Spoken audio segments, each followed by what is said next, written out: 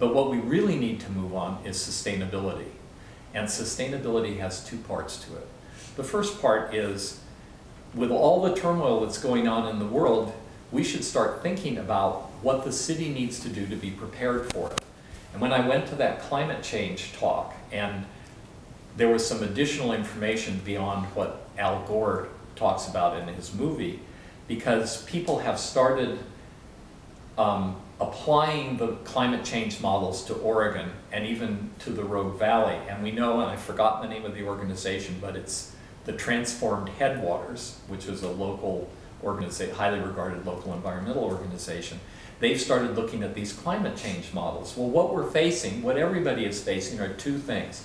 One is our precipitation pattern may change from snow to rain. And the second thing is we may get wilder swings in wet and dry years. So for me, the top priority for the city is to look at our entire complex of possibilities for our water supply and decide, is our current main water supply going to be capable of dealing with these changes that have been predicted? We store our drinking water in the snowpack. Well, what if it comes in the form of rain? Then what do? We need to think about this. And now is the time to do it. And this could be something that requires capital investment. So we should be careful about committing capital investment to street improvements when we may need it for water. And that's what I meant when I was talking about prioritizing capital spending. The second thing is, I agree with you, localization of agriculture. You talk to somebody in the produce department of the co-op, if the trucks stop running for a couple of days, they'd run out of stock. But my gosh, we've got to be able to eat here. And if you look around this town, and even in the neighborhoods, we can be doing gardening and farming, and we should be protecting land for that, and we should be encouraging the relearning of agriculture and gardening skills. And so community gardens and water catchment and community composting and all those things are part of making that happen. The third thing that I think the city should be doing, and doing right away, is developing a new land use plan for Ashland that's based on public transportation and alternatives to the car, like protected bikeways. Because if we can get future development and even current development, encourage it to cluster near services that people use every day or frequently, then you don't need low mileage cars because you're not using cars. You're walking or biking for many of the trips that you take on a regular basis.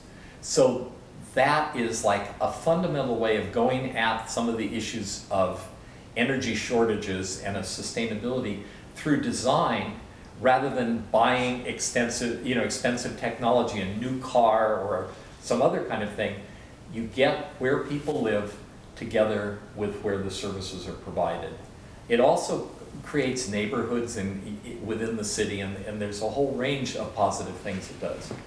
I also think we should be, just to list them quickly, I think we should be exploring some micro-lending as a way of supporting local businesses and new businesses that want to come here, because small businesses are frequently undercapitalized.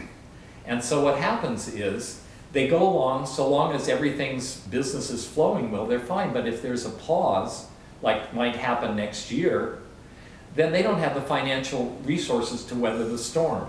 That's often true in farming too. Yeah. I mean, yeah. And it's true when you're starting up new businesses. They're often undercapitalized. A good idea, capable people, a good product, but something goes wrong, as things often do. And so a little bit of investment, a loan for 3 months or 6 months or something like that can help people through, greatly strengthens the economy. And it's a kind of a principle of local economy. A number of people I've talked to, including Jeff Golden, are interested in this, and also interested in it in terms of providing local investment opportunities for people who no longer want to put their money in play in the gambles of the national, the international and national financial markets. And then the last thing I want to mention is sustainable forestry. Because we still have the remnants of the infrastructure from our timber industry. There's still some factories and plants around. Once they go, for us to revive a forestry industry here, even a timber industry, even one that is sustainable, would take major investment. So we need to get together with the other communities of the Rogue Valley and get the ball rolling on this. Not only would it provide a boost to our economy, it would give us building materials for things that we might want to do. It would produce a clean burning wood pellet fuel, and it would help deal with the buildup of fuel, used a different way, in the watershed, in the forest around the watershed, which is a very big threat to us and has gotten to another one of those points. Yeah.